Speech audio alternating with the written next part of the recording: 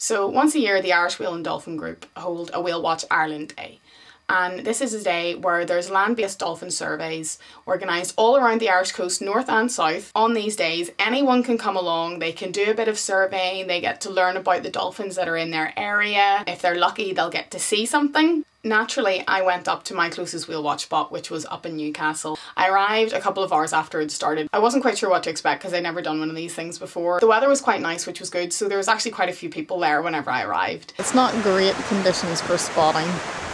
The sea's a little bit too rough, although you don't have any glare from the sun, which is quite good. There were a couple of people there who were affiliated with the Irish Whale and Dolphin Group, and they were handing out posters and explaining to people what was going on. There was teenagers there were some older people there was a girl there who had seen Free Willy 3 months before and now was just completely obsessed with dolphins and whales and that sort of thing. And I had a chat with this lovely lady. Hello, my name's Daphne. I was just at home at lunchtime and a friend rang me and just said about there's some observation going on at the Balloch in Newcastle. Haven't seen any porpoises, no, but I've enjoyed today. These days are a really good opportunity to educate the general public.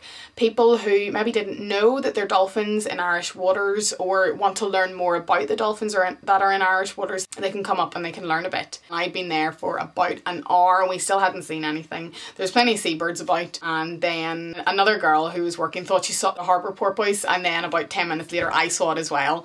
It was just swimming around in circles. It was obviously feeding, but no dolphins. We told everyone who was there about this, and harbour porpoises are really small.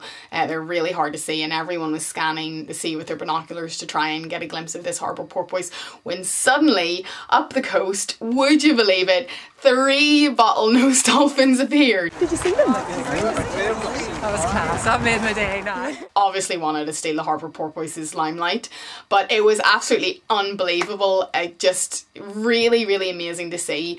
Around that area of the coast, bottlenose dolphins don't turn up very often. There were 2 adults and 1 baby, and everyone was so excited. So we all rushed along the coast to try and follow them on their way over, and they just kind of swam off into the horizon.